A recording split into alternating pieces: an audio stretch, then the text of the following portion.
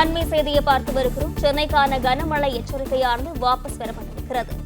சென்னை பெருநகரில் இன்று கனமழை பெய்யக்கூடும் என்ற எச்சரிக்கையை திரும்பப் பெறுவதாக வானிலை ஆய்வு மையம் அறிவிப்பு ஒன்றை வெளியிட்டிருக்கிறது.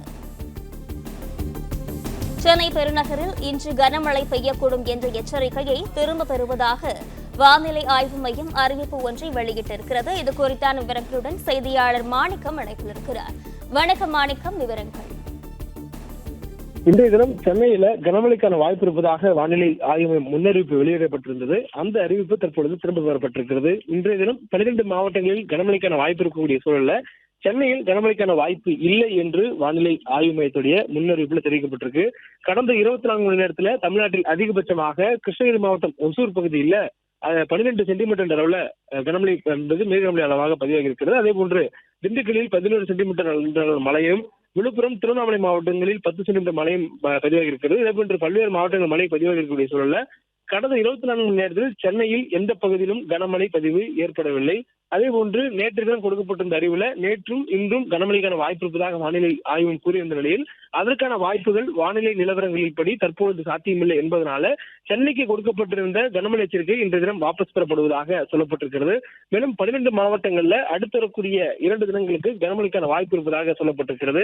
கிருஷ்ணகிரி, திருப்பத்தூர், தருமபுரி, சேலம், நாமக்கல், திருச்சி ஆகிய மாவட்டங்களிலும், திண்டுக்கல், தேனி, மதுரை, விருதுநகர், சிவகங்கை மற்றும் ராமநாதபுரம் ஆகிய மாவட்டங்களிலும் இன்று தினம் மற்றும் நாளை தினம் ஆகிய 2 நாட்கள்ல ஓரிரு இடங்கள்ல கனமழைக்கான வாய்ப்பு இருப்பதாக வானிலை ஆய்வு தெரிவித்திருக்கிறாங்க. மேலும் நேற்றைய தினம் அரபிக்கடல் பகுதியில நிலை கொண்டிருந்த காற்றழுத்த தாழ்வு மண்டலம் மேலும் வலுவடைந்து புயலாக வலுப்பெற்றிருக்கிறது.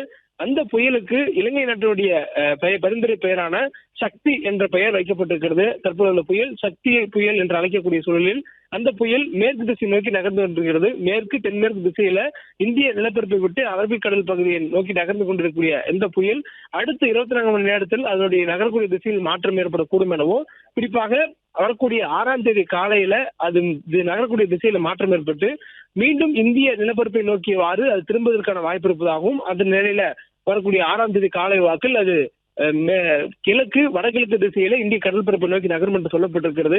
இதனுடைய தாக்கத்தின் காரணமாகவும் தமிழகத்துல மழைக்கான வாய்ப்பில் மாறுபாடு ஏற்பட்டிருப்பதாக வானிலை ஆய்வு தெரிவித்திருக்கிறாங்க.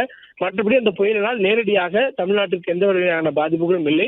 அதே நேரத்தில் அதனுடைய நகர்வின் காரணமாக காற்றில் ஏற்படக்கூடிய போக்கு, அதனுடைய திசைகள் ஏற்படக்கூடிய போக்கின் காரணமாக மழைக்கான வாய்ப்புகள் மாறுபடக்கூடும் எனவும் வானிலை ஆய்வு தெரிவித்திருக்கிறாங்க. தற்போதைய சூழலில் இன்றும் நாளையும் 12 மாவட்டங்களில் ஓரிரு இடங்கள்ல கனமழை பெய்யக்கூடும் என்பது வானிலை ஆய்வு மையத்துடைய தற்போதைய அறிவிப்பாக இருக்கிறது.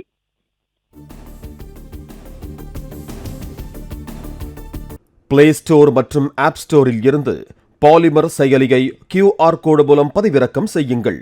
செய்திகளை உடனுக்குடன் பெறுங்கள்.